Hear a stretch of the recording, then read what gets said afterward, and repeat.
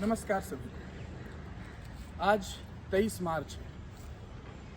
23 मार्च सुनते ही हम सबको कुछ याद आना चाहिए। अगर आपको याद नहीं आ रहा तो फिर आपको अपने बारे में सोचने की ज़रूरत है। 23 मार्च 1931 वो दिन जब भारत के 3 जवान सपूतों ने अपनी ज़िंदगी को हंसते हंसते इस देश के लिए न्यौछावर कर दिया।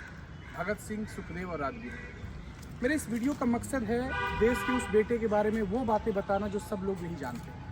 एक ऐसा इंसान जिसने 23 साल की उम्र में अपने विचारों में इतनी गहराई प्राप्त कर ली थी कि जो कई लोग अपनी पूरी ज़िंदगी में नहीं कर पाते। आज का युवा वर्ग जहां मोबाइल और लड़कियों के पीछे भाग रहा है, वो उस वक्त अपने समय में किताबों और विचारों के पीछे भागते थे। और उन्होंने ये कहा था कि क्रांति की तलवार विचारों की शान पर ही तेज होती है। बड़े दुख की बात है कि हमने भगत सिंह को सिर्फ एक तस्वीर के छवि बिंदु में कैद करके रख दिया है और हम उनके विचारों के बारे में कम जानते हैं। एक व्यक्ति जो बड़ी आसानी से उस असेंबली से भाग सकता था, वो क्यों नहीं भागा?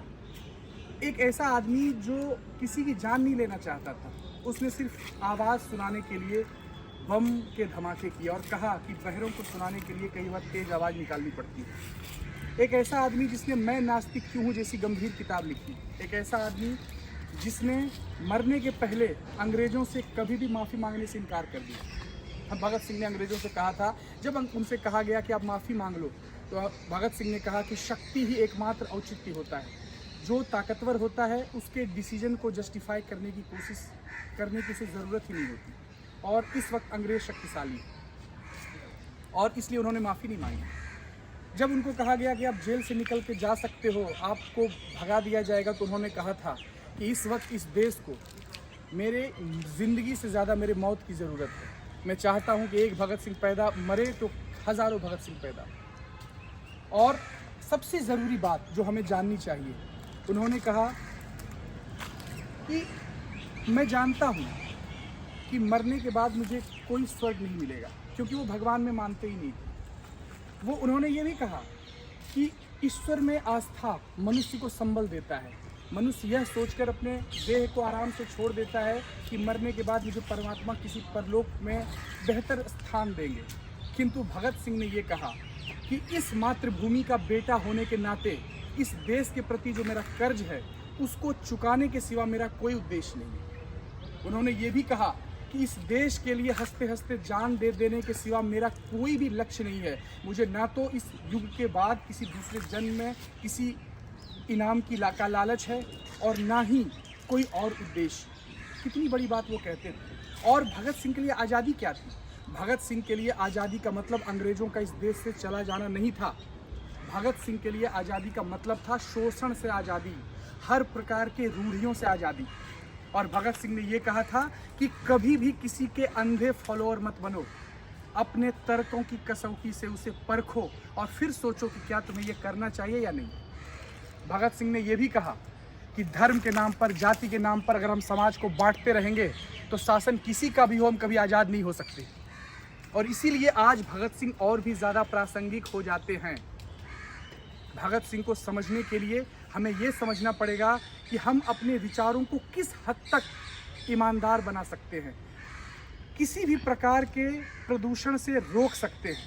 क्योंकि आज हम जिस युग में जी रहे हैं, वहाँ पर हमें इन्फ्लुएंस किया जाता है। मीडिया हो चाहे समाज का कोई और तबका, वो हम पर अपने व्यूज़ थोपता है।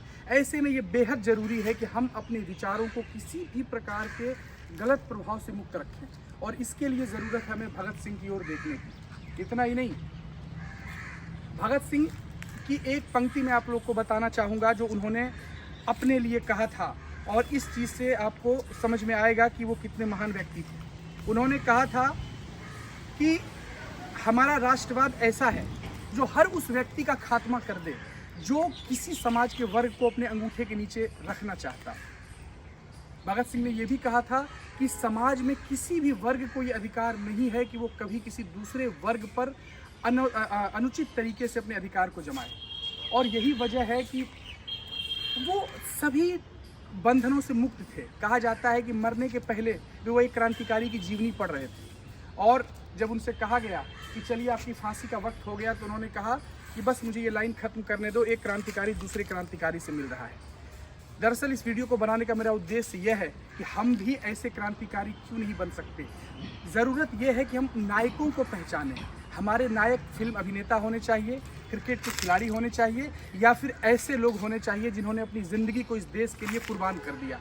और अगर युवा पीढ़ी और आने वाली युवा पीढ़ी अगर इस बारे में नहीं सोचेगी तो फिर हम अपने देश को कौन सी दिशा देंगे, ये सोचना हमारा सबसे बड़ा फ़र्ज बनता है। आज के इस दिन ना सिर्फ हमें भगत सिंह और भगत सिंह जैसे समस्त क्रांतिकारियों को याद करना चाहिए, बल्कि मैं हर युवा वर्ग से ये प्रार्थना करूंगा, ये गुजारिश करूंगा कि आप भगत सिंह को पढ़ें और उनके विचारों को समझने की कोशिश करें, ताकि आपको पता चले कि हमारे देश के मिट्टी के नीचे कैसी कैसी अस्थियां दफन है। एक बात शायद आप लोगों को मालूम हो, उनको तयशुदा तारीख 24 मार्च थी उनको फांसी देने की, लेकिन अंग्रेजों ने उन्हें एक दिन पहले फांसी दे दी ताकि उनके घर वालों को भी पता न चले। और इतना ही नहीं, उनके शरीर के टुकड़े टुकड़े कर नदी में फेंक दिए गए थे। इसलिए मुझे अंत में रामधारी सिंह दिनकर की एक पंक्ति याद आती है कि जला अस्थियां बारी बारी, छिटकाई जिसने चिंगारी, चढ़ गए पुण्य वेदी पर जो, बिना लिए गर्दन का मोल, कलम आज उनकी जय बोल। मैं ये प्रण लेता हूँ कि मेरी कलम ऐसे लोगों की जय हमेशा बोलती रहेगी, और मैं आपसे भी यही उम्मीद करता हूँ। आप अपने आप से पूछिए कि क्या आप तैयार हैं। धन्यवाद।